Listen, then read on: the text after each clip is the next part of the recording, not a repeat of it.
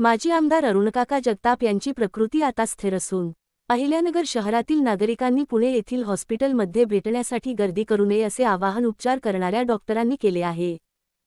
आमदार अरुणकाका जगताप यांची प्रकृती आता स्थिर असून त्यांची तब्येत अतिशय स्टेबल आहे, पण अशा वेळेस अहिल्यानगर वासियांना माझी हात जोडून विनंती आहे। तसेच नगर शहरातील नागरिकांनी गर्दी केल्यामुळे हॉस्पिटल प्रशासनावरही ताण पडत असल्याने नागरिकांनी नगरमध्ये राहूनच अरुणकाका जगताप यांच्या स्वास्थ्यासाठी प्रार्थना करावी असे आवाहन नगरसेवक संपत बारकर आणि उपमहापौर गणेश भोसले यांनी केले आहे।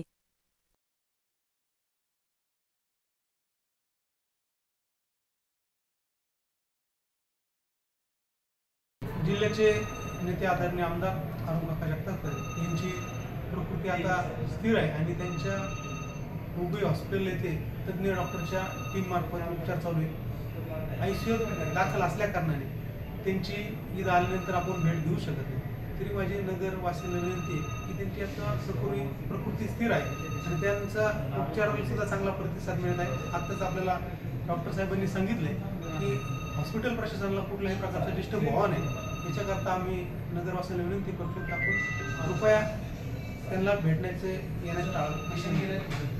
डॉक्टर साहेबांनी आणि संपतरावांनी सांगितलंय की या ठिकाणी गर्दी करू नये। मी स्वतःच विनंती करतोय आणि आपल्याला अजून एक विनंती करतोय की आपण इथं येण्यापेक्षा त्या ठिकाणीच आपण परमेश्वराला सर्वांनी विनंती करा की काकांच्या तब्येतीला आराम मिळावा आणि लवकरात लवकर ते बरे व्हावं असं मी सर्वांना विनंती करतो।